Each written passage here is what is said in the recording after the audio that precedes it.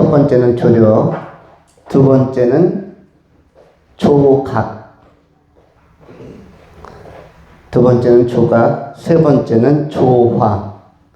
이렇게 전체 제목은 능력 있는 자 또는 능한 자, 히브리어로는 아느시 하일이라는 단어인데 능력 있는 자 또는 능한 자라는 제목 하에 첫 번째는 조력, 두 번째는 조각, 세 번째는 조화라는 제목으로 하나님의 말씀을 전하도록 하겠습니다.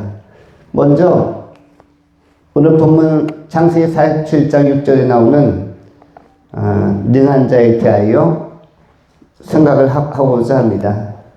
지금 이 장면은 아버지 야곱을 모시고 자녀들 11자녀들이 전부 다 애굽으로 내려와서 애굽의 왕 바로 앞에 아련하고 잔치를 베풀고 그 다음에 바로가 요셉에게 이렇게 또 질문합니다. 여기 요셉의 아버지 야곱과 그리고 자녀들이 형제들이 많은데 이 가운데 능력 있는 자, 능한 자가 있다면 천거해라. 그래서 6절에 나오는 것처럼 그들이 고센 땅에 거주하는 모든 가축과 또 여러 가지 재무 등 업무들을 관리하게 할 것이다 라고 하면서 능한 자 또는 능력 있는 자 아느시 하일을 천거하라 라고 이렇게 말하고 있는 것입니다. 고센 하면은 어디냐면 아프리카의 그 북단에 나일강이 흐르죠. 거기 이집트의 나일강 강물이라는 것은 항상 모래와 또 침식 토양들을 유기물이 가득한 토양들을 끌고 하류로 내려가기 때문에 삼각주가 형성이 됩니다. 그 하구 지역에는 조그만 섬들이 생기게 되어 있습니다. 이 섬은 태초부터 있던 섬이 아니라 강물이 흘러내려가면서 조금씩 그 흙탕물 내지는 유기물질의 진흙 같은 것을 끌고 내려가면서 토양이 쌓이고 쌓여서 작은 섬처럼 삼각주로 형태로 삼각형 모양의 흙섬이 하나 만들어집니다. 그런데 이러한 삼각주는 우리 대한민국에서는 낙동강 하구에 가도 몇 개 있습니다.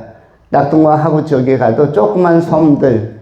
그런데 이 섬은 토양이 굉장히 질이 좋습니다. 왜냐하면 큰 비가 오거나 홍수가 나거나 하면 강물줄기가 거세죠. 굉장히 빠른 속도로 주변에 있는 농토들이나 유기물의 토양들을 이렇게 휘감아서 끝까지 끌고 가서 쌓이기 때문에 그렇기 때문에 좋은 토양만 끝까지 갑니다.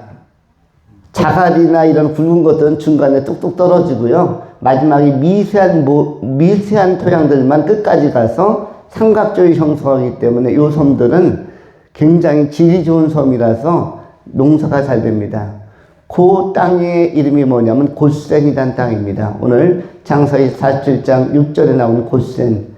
애굽, 이집트에도 땅이 많은데 왜 하필이면 고센을 맡기는가? 고센은 곡창시대요. 여기는 비옥한 땅이기 때문에 농사가 제일 잘 되기 때문에 애굽에서 제일 핵심적인 요직, 가장 주요한 농토, 가장 중요한 자리를 주겠다는 것입니다. 그 가운데서 누구에게? 바로 능한 자에게. 누구 중에 능한 자? 요셉의 형제 중에 능한 자 또는 야곱의 여러 70여 명의 가게 안에서 준비된 자에게 이 일을 맡게 얘기했다고 말씀하는 것입니다. 이 말을 우리가 기억할 때 우리들도 준비가 되어야 되는구나. 준비되면은 어떤 상황에서도 쓰임을 받을 수가 있구나. 이것을 우리가 생각할 필요가 있습니다. 물론 사회적으로도 준비가 되고 이런 민족과 사회 구성원 속에서도 준비되면 직장 안에서도 쓰임받을 때가 오는 것처럼 영적으로도 우리가 준비가 잘 되면 또 동시에 쓰임받을 때가 오게 되는 것입니다. 오늘 본문에서는 요셉의 형제들, 요셉의 또는 조카들도 있겠죠. 조카들도 있고 이 70인 가운데서 능한 자를 추천해라. 그러면 고센 땅의 가장 비옥한 곳에 요직에 발탁해서 임무를 맡기겠다. 이렇게 오늘 본문에 애굽의 왕이 바로가 이렇게 선언하고 있는 것입니다. 고센 하면은 아시는 것처럼 언덕이란 뜻인데 무슨 언덕입니까? 원래는 비옥한 흙이 모인 언덕. 나중에는 어떤 언덕으로 바뀌죠? 고생이 센 언덕. 요셉의 다음 시대부터는 이 고센 지역이 일일만 죽어라고 하는 고생이 센 언덕으로 바뀌었지만 원래는 어떤 언덕이에요? 좋은 흙들만 모인 언덕. 좋은 흙들만 모인 언덕, 땅의 언덕, 이것이 고센이라는 단어인데 지금 본문에 나오는 고센은 굉장히 좋은 의미에서의 좋은 것들만 밀집된 그리고 응축된 탑 오브 탑 굉장히 좋은 것들로 구성된 곳이 고센이라는 땅이었고요. 고센을 나중에는 람셋과 또 소암들이라고도 이렇게 불리기도 합니다. 그런데 이 본문에 나오는 능력 있는 자를 아누스의 하일이라고 하는데 이 아누스의 하일에 대하여 우리가 세 가지로 나누어서 구체적으로 생각합니다. 첫 번째는 조력입니다. 조력은 무엇이냐면 두 가지 의미가 있죠. 조력은 첫 번째는 조금씩 노력하는 게 조력이죠. 뭐가 조력이다? 조금씩 노력하는 것. 두 번째 조력은 뭐죠? 남을 도와주는 것. 남에게 도움이 되는 존재가 되는 것. 이것이 조력입니다.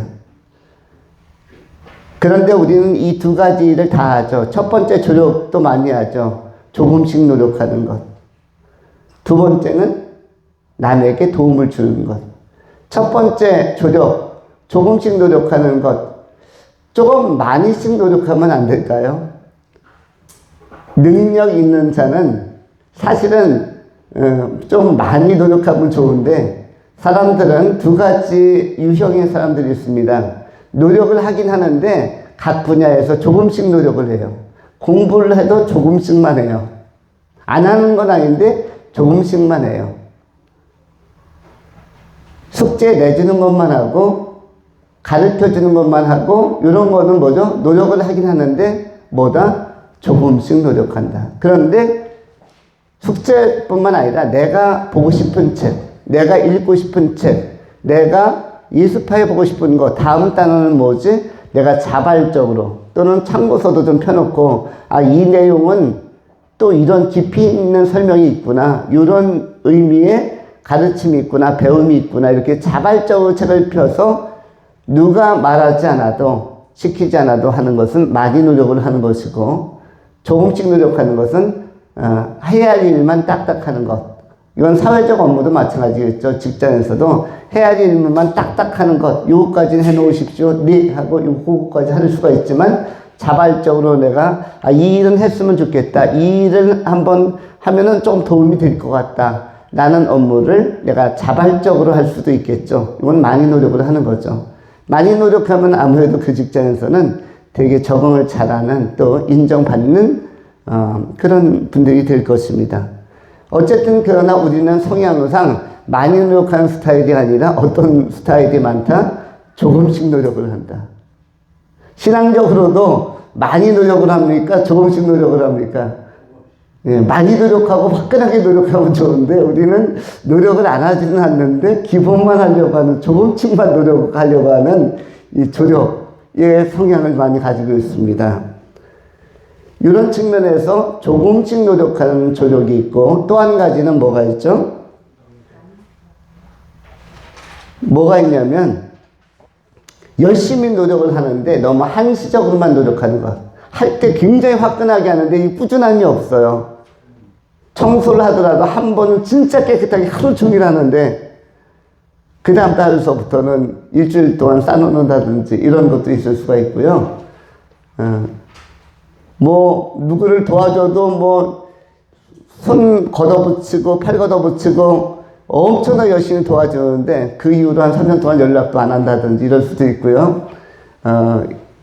돈을 벌어도 한 번에 진짜 화끈하게 벌어왔는데 그 다음서부터 한 20년간 안 벌어오더라 이럴 수도 있겠고요. 이 한시적으로 뭐 누군가에게 호의를 베풀 때 그때는 진짜 너무 잘 대해주는데 와, 이 사람이 너무 좋다 하는데 그게 오래가지 못한다든지 이런 경우가 뭐죠?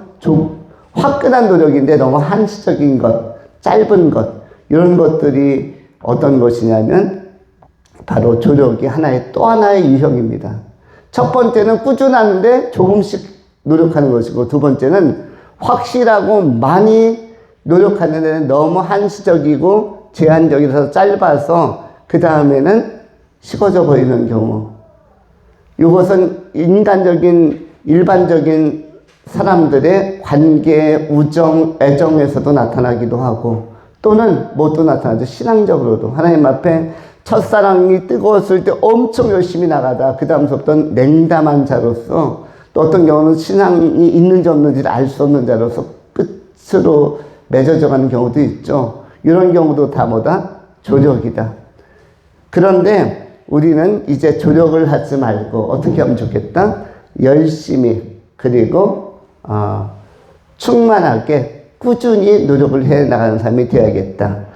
오늘 설명한 두 가지를 극복하는 사람이 누가 된다? 능력자가 된다. 능력 있는 자가 된다. 조금씩 노력하는 패턴이 있고 일시적으로 많이 노력하는 패턴이 있지만 두 개를 극복해야 된다는 것입니다.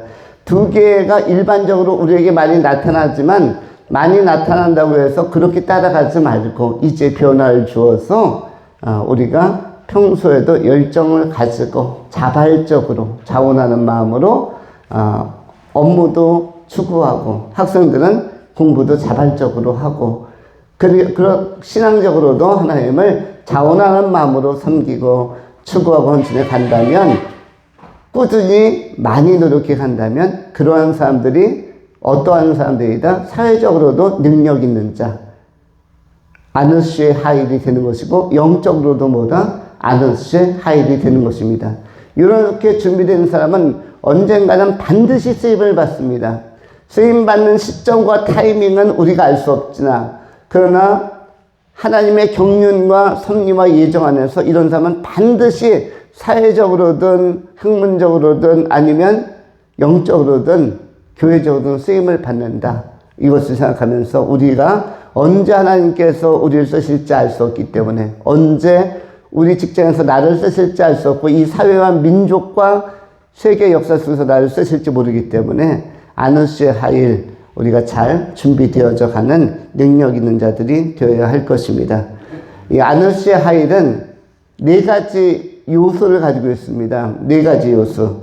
하나는 힘, 하나는 능력, 하나는 성실, 하나는 용기입니다. 네 가지로 구성되어 있는데 힘, 파워이죠. 그 다음에 능력, 재능과 탤런트, 그 다음에 성실, 그 다음에 용기. 이 네 가지의 집합체가 내 안에 구성 요소로 자리하고 있다면 이런 사람은 굉장히 능력 있는 자로 사회 속에서도 역사 속에서도 민족 속에서도 하나님 앞에서 잘 쓰임받을 것이다.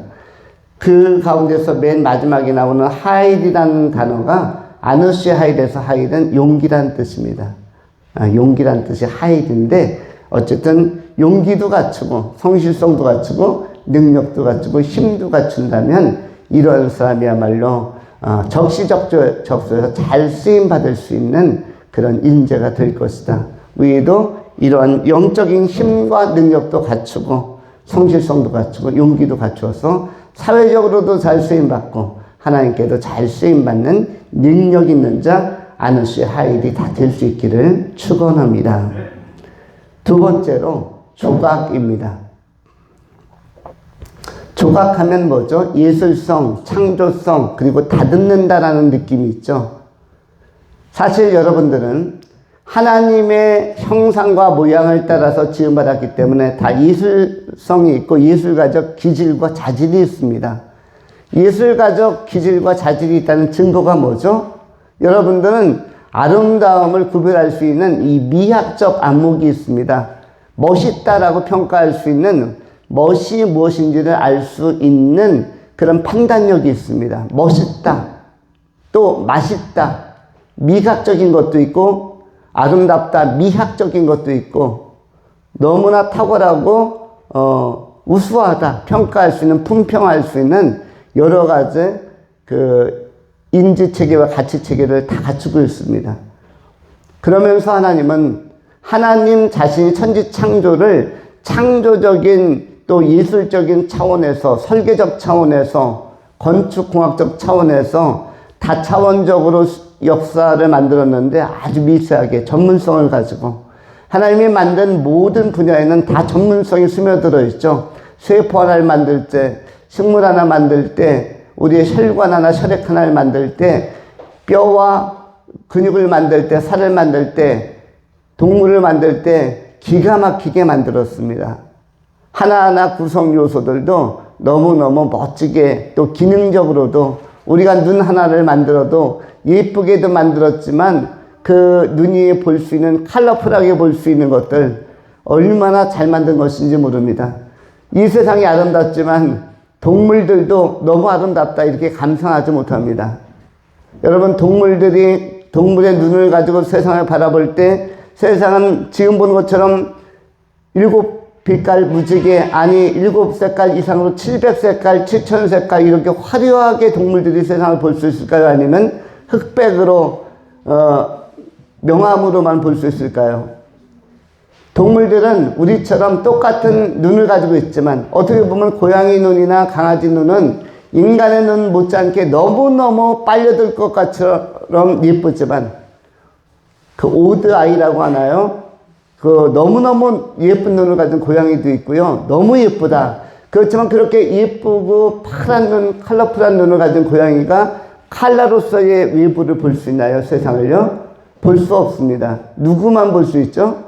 인간만이 세상을 빨주노초 파남보 그리고 그 이외에 다양한 색상들을, 다양한 유체세계 체계들을 다 볼 수 있는 것은 누구만이 가능합니까? 인간만이, 하나님의 형상과 모양으로 만들어진 하나님의 자녀들만이 볼 수 있는 것입니다. 인간에게는 다른 동물들과 구별되는 이 탁월하고 특별한 선물들이 주어졌는데 본다라는 것 자체, 맛있다, 느낀다는 것 자체, 아름답다, 감상할 수 있는 것들, 미학적, 미각적, 그리고 이 다채로움, 이 모든 것들을 수용하고 해석하고 인지하고 느낌으로 가져올 수 있는 것, 이런 것들 전체가 인식할 수 있는 것들이 인간에게만 주어진 고유한 선물이자 자질이자 특성이라고 할 수 있습니다. 우리는 고양이들도 강아지들도 새들도 다 아름답게 세상을 볼 거라고 생각하죠. 그러나 그렇지 않습니다. 원숭이가 인간처럼 닮았다 할지라도, 원숭이가 인간보다 더 잘생긴 원숭이가 나온다 할지라도 세상을 그들은 흑백으로밖에 볼 수 없고 컬러풀하고 원더풀하고 너무 아름다운 이 세상을 결코 볼 수 없는 것입니다. 누구만 볼 수 있는 특혜가 있습니까? 인간만. 우리 인간들은 어떤 모양이든 어떤 흑인이든 백인이든 황인이든 관계없이 이 아름다운 세계를 누릴 수 있는 특권을 하나님께 고유하게 계승받고 그리고 전달받은 특별한 하나님의 창조물들, 하나님의 사람들입니다.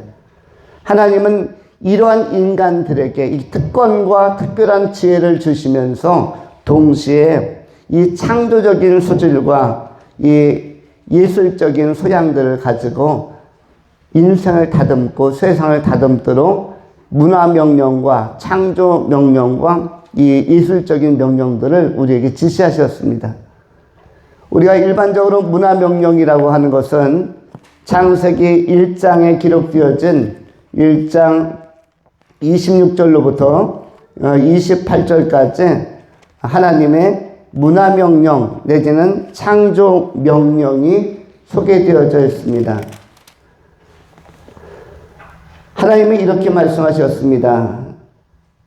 하나님이 이르시되 우리의 형상을 따라 우리의 모양대로 우리가 사람을 만들고 그들로 바다의 물고기와 하늘의 새와 가축과 온 땅과 땅에 기는 모든 것을 다스리게 하자 하시고, 하나님이 자기 형상 곧 하나님의 형상대로 사람을 창조하시되 남자와 여자를 창조하시고, 하나님이 그들에게 복을 주시며 하나님이 그들에게 이르시되 생육하고 번성하여 땅에 충만하라. 땅을 정복하라. 바다의 물고기와 하늘의 새와 땅에 움직이는 모든 생물을 다스리라 하시니라. 본문은 다스리라, 통치로 또는 어떤 주도권을 행사하라는 그 의미의 명령을 주십니다. 다스리라 하라라는 것은 다 명령형인데, 바로 통치하고 지배하고 운용할 수 있도록 조작해 갈 수 있도록 그렇게 우리에게 권세를 주셨습니다. 성경에는 두 가지 명령만 있다고 하죠. 하나는 바로 본문에 나오는 창조 명령, 문화 명령이고, 또 한 가지 명령은 무슨 명령입니까? 마태복음 28장 20절 이후에 나오는 명령, 전진 명령이 있죠. 가라라는 선언입니다. 가라. 너희는 가서 모든 족속으로 제자를 삼아 아버지, 아들과 성령의 이름으로 세례를 주고 내가 분부한 그 모든 명령을 지켜 행하게 하라. 이것이 바로 전진명령, 가라의 명령입니다. 예수님께서, 성자 하나님께서 가라의 명령, 전진명령을 주셨다면, 복음 전도의 명령, 그 복음으로 세상을 정복하고 통치하는 명령을 주셨다면, 구약 성경에서는 창조의 명령, 온 만물을, 땅을 지배하고 다스리고 정복하고 관리할 수 있도록 문화명령을 동시에 주신 것입니다. 그래서 이 세상은 굉장히 아름다운 세상이며, 우리 또한 이 명령을 받아들이는 자로서, 수명자로서, 계승하고 수용하는 자로서 이 세상을 지금 아름다운 문화의 영역으로 개발해 가고 있는 것입니다.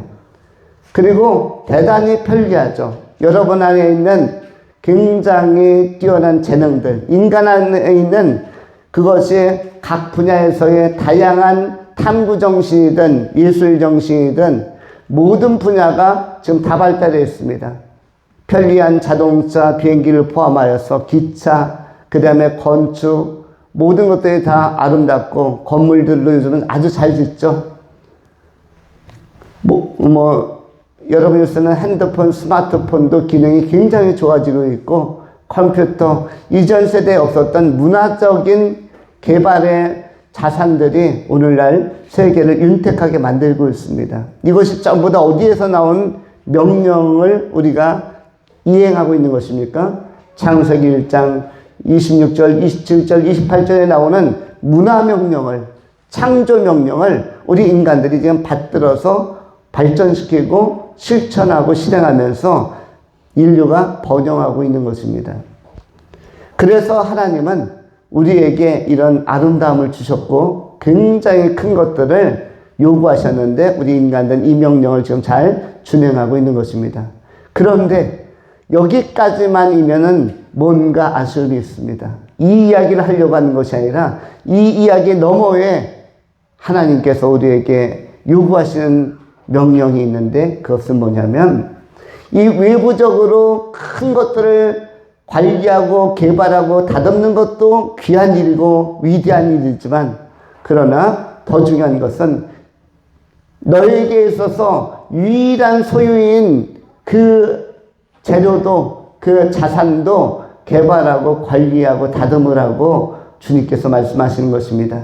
다른 것은 다 위임받은 것이고 위탁받은 것이고 청지기로서 우리가 잠시 관리하는 것이지만, 몸도 그리고 건물도 옷도 잠시 관리하는 것입니다. 여러분 지금 옷을 다 소중한 옷 여러분이 입으셨죠? 이 옷 몇 년 동안 입을 것입니까?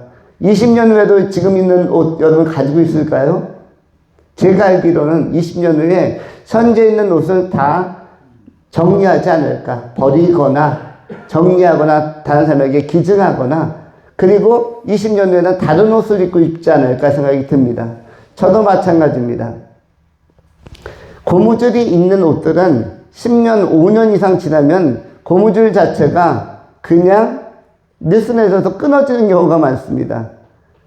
그렇게 자주 입지 않은 옷이다 할지라도 고무줄 자체가 그냥 세월에 의해서 녹아버리거나 끊어져 버리는, 약해져 버리는 경우가 있죠. 결국 버리게 되어집니다. 버릴 때 우리는 아쉬워하지 않죠? 저거 몇 번 안 입었는데 저 옷을 버려야 되나? 아쉬워하지 않습니다. 왜냐하면 처음부터 내 것이 아니었기 때문에. 이것은 전부 다 뭡니까? 청지기로서 잠깐 활용하는 것들이에요. 세상을 떠날 때도 마찬가지입니다. 세상 떠나는 사람들 아쉬워하지 않습니다. 두려움이 있어서 그렇지 세상 떠나는 거 아쉬워하지 않습니다. 그런데 아쉬워하지 않는 이유가 뭐죠? 처음부터 이 몸은 내 몸이 아니었기 때문에 아쉬워하지 않는 것입니다. 내가 빌려 쓴, 유용하게 쓴 나의 이미지를, 나의 형상을 잘 투영해 준 내 얼굴이자 내 몸이고 내 근육들이고 뼈들이라 감사하죠. 그런데 이것을 놓고 가는 것은 여러분의 것이면 놓고 못 갑니다. 여러분, 내 것에 대한 집착이 얼마나 강한 것이 인간인데 이걸 놓겠습니까? 여러분이 딱 놓는 것은, 또 인간이 딱 놓고 떠나는 것은 처음부터 내 것이 아니었기 때문에. 내 것이 아닌 것은 아무리 고운 것도 멋있는 것도 다 놓고 가는 것입니다. 그런데 놓지 못하는 것이 하나 있어요. 놓지 못하는 것, 꼭 가져가야 되는 것이 있어요. 뭐만 가져갈 수 있습니까? 내 것만. 근데 내 것이 무엇입니까? 돈은 내 것이 아닙니다. 그래서 놓고 가는 것이에요. 집도 내 것이 아닙니다. 그래서 놓고 가는 것입니다.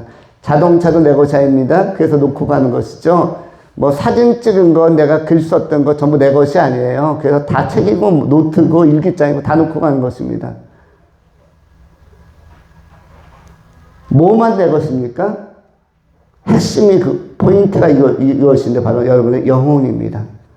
여러분의 영혼, 여러분의 마음, 요거는 가져가는 것입니다.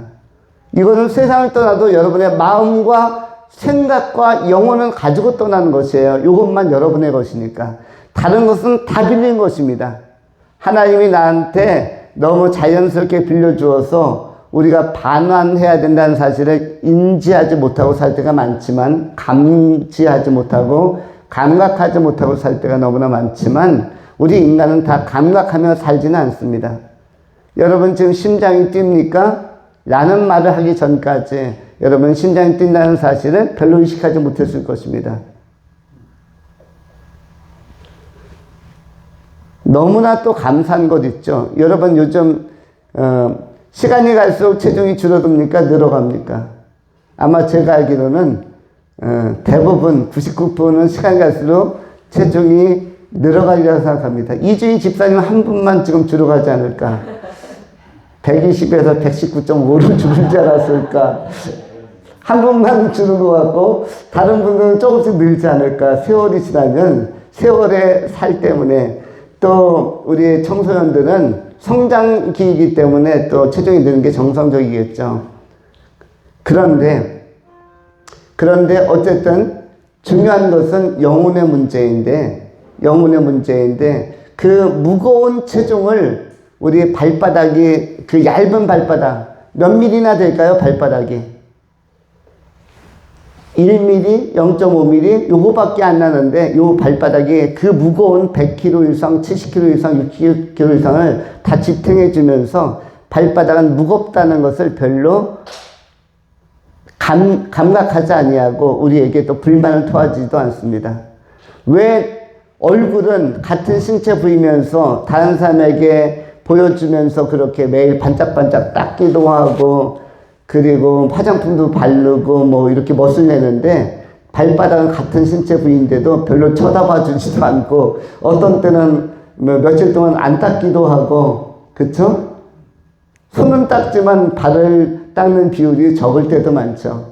손은 하루에도 서너 번 닦을 때도 있으나 발은 하루에 서너 번 닦는 사람이 있습니까? 같은 손바닥, 발바닥인데 왜 차별을 하죠? 왜 차별합니까? 발바닥을 차별하는 이유가 뭐예요? 감각하지 못하기 때문이죠. 그러나 소중한 건 마찬가지입니다. 발바닥이 아니면 나를 누가 지탱해 줍니까? 그리고 한 번도 불평불만 하잖아요. 내가 어디를 걸어간다 할지라도 왜 또 나에게 노동시키느냐, 나 거기까지 걸어가야 되느냐. 그런 말을 발바닥은 하지 않습니다. 자, 하나님의 다 선물들이죠. 그런데 제일 중요한 것은 뭐가 내 것이라고 했죠? 영혼이. 이 영혼은 가져가는 것입니다. 여러분의 것입니다. 근데 이 영혼은 이 지상을 뚫고 나가서 영생으로 들어갈 때, 영혼계로 들어갈 때, 천상으로 들어갈 때도 이게 소멸되지 않아요. 현재 수준을 그대로 유지하면서 가는 것입니다. 그래서 이 영혼은 다듬어서 가져가야만 합니다. 영혼은 다듬어서 가져가지 않으면 전혀 쓸모가 없고, 다듬지 않은 영혼 때문에, 다듬지 않은 마음과 생각 때문에 내가 영혼이 벌을 받을 수도 있고 영혼이 상을 받을 수도 있는 것입니다. 내 것은 계속적으로 이 세상을 떠나도 평가가 있는 것이에요.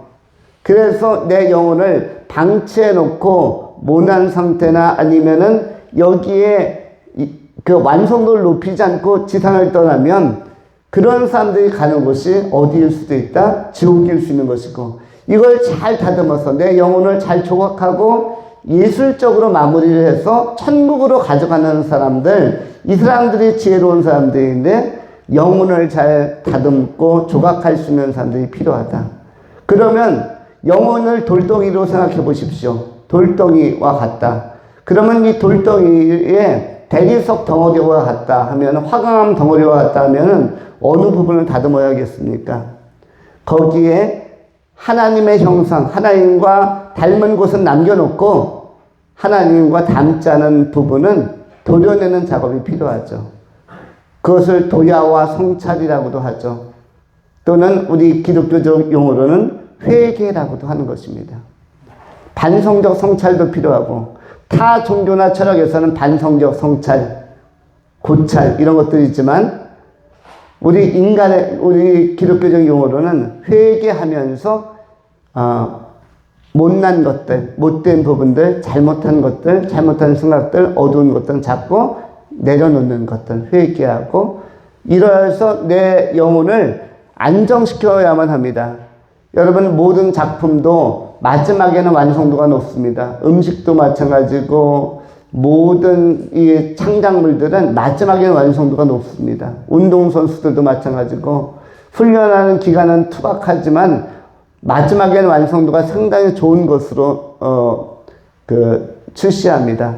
여러분의 옷도 마찬가지죠. 양장점이나 양복점에서 옷을 갖다가 맞추면은 30만 원 주고 맞췄는데 처음에부터 예쁜 옷이 나온 게 아니에요. 그냥 원단 갖다가 재단해가지고 백목이나 뭐를 갖다 쭉쭉 뭐 이렇게 색연필로 해가지고 대충 해갖고 바늘질하고 재봉질하고 이러면서 나중에 조금씩 갖춰간 것이지, 한 번 맞추자마자 동시에 5분에 좋은 옷이 나오는 게 아니죠.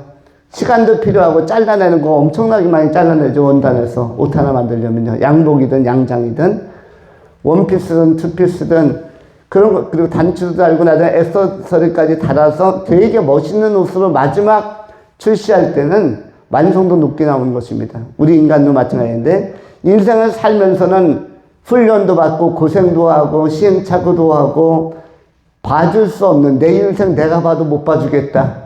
내 인생이 영화라면 내 인생 너무 이거 참 내용적으로 빈약하다.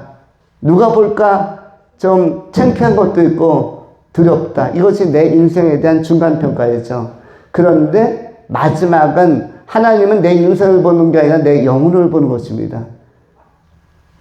내 영혼만이 진짜 내 것이기 때문에 그 안에, 우리 안에 있는 사고체계, 가치관, 세계관, 하나님을 향한 중심, 이걸 보는 것이고, 그러면 어두운 부분은 바로 뭘로 떼어버리는 것인가? 뭘로 잘라내는 것인가? 회개를 통해서 잘라내고 지워버리는 것입니다. 그래서 하얗고 예쁘고, 그리고 마지막 천국에 가져갈 그 마음과 영혼만 가지고, 그 긍정의 관점만 가지고 들어가는 것입니다. 이걸 잘라내지 못하고 조각한 것처럼 예리하게 파내지 못하면 그거 다 끌고 죄덩어리까지 영혼에 덕지덕지 붙어 있는데, 그거 가지고 어디로 떨어지는 것입니까? 그 무게가 너무 무거워서 지옥으로 떨어지는 것이죠. 그래서 회개야말로 천국 가는 것에 있어서 너무너무 탁월한 우월한 방식이라고 할 수가 있습니다. 마가복음 1장 14절로 15절에 그러므로 예수께서 외쳤습니다. 오심과 동시에 가버나움과 유대 땅을 돌아다니면서 뭐라고 외쳤습니까? 회개하라, 천국이 가까워 왔느니라. 천국, 가까운 천국, 여기 들어갈 수 있는 전제 조건은 뭐죠? 뭐뭐하라? 회개하라. 회개하라, 천국이 가까워 왔느니라. 천국이 가까워 왔느니라 전제 앞에 거기에는 돈 많이 벌어라, 공부해라, 세수해라, 이런 거 없어요. 노력해라 이런 것이 아니고 무엇이 나옵니까? 회개하라. 천국은 회개한 자가 들어가는 나라입니다.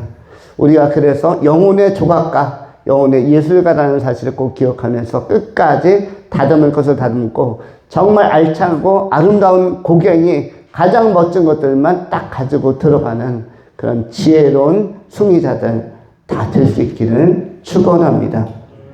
이런 사람들이 바로 아느시의 하일, 능한 자라고 할 수가 있습니다. 세 번째로 조화, 마지막으로 조화에 관한 것입니다. 조화는 뭐냐면 균형인데 이 역사 안에서 인생 안에서 가장 중요한 두 존재의 조화가 필요합니다. 우리는 사람 상호 간에도 조화가 필요하지만 하나님과 나와의 조화가 필요합니다. 달리 표현하면 하나님과 하나님을 주목하는 자와의 조화가 필요합니다. 하나님과 하나님을 주목하는 자와의 조화를, 그 동행을 달리 표현하면 예배자의 삶이라고 부르는 것입니다.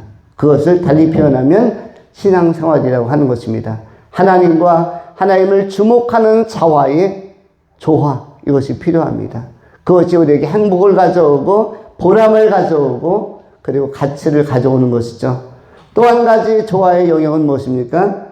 조화의 자리는 어디죠? 하나님과 하나님의 선택받은 자의 조화입니다. 여기는 어디에서이죠? 천국에서, 천상에서.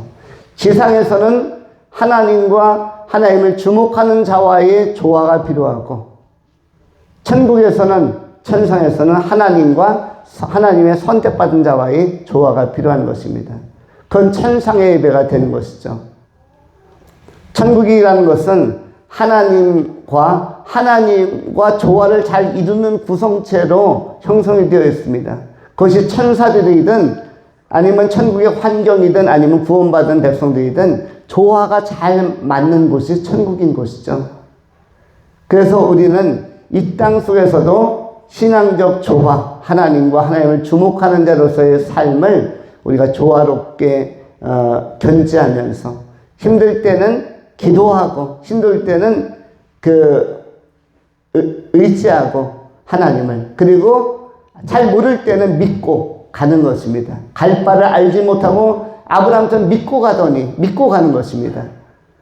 누가복음에도 예수님에게 자녀의 치료를 부탁했던 어떤 관원이 있었는데 예수님께서 네 딸이 다 나았으니 가라 했는데 그 거리는 굉장히 멀죠. 10km, 20km 떨어진 곳인데 가서 보지도 않았는데 이 관원이 예수님의 말씀, 네 딸이 나았으니 믿고 가라 했더니 믿고 가더니라고 기록되어 있어요. 믿고 가더니 집에 도착해 보니까 딸의 질병이 다 나았다.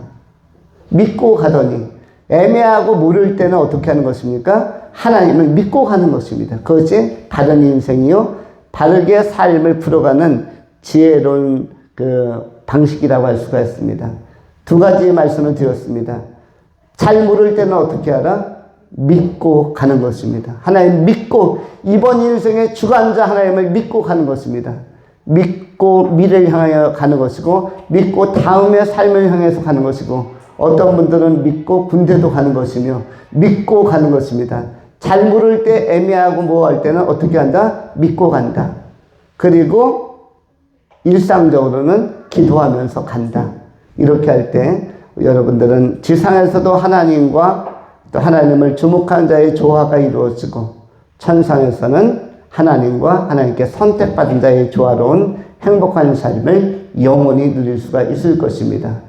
이러한 오늘 본문에 나오는 능한 자로서, 능력 있는 자로서, 아느시의 하일로서 조력, 조각, 조화의 세 가지 요소들을 마음에 새기면서 인생을 풍성하고 아름답게 살아가는 아름다운 영혼들이 다 될 수 있기를 축원합니다. 기도하겠습니다.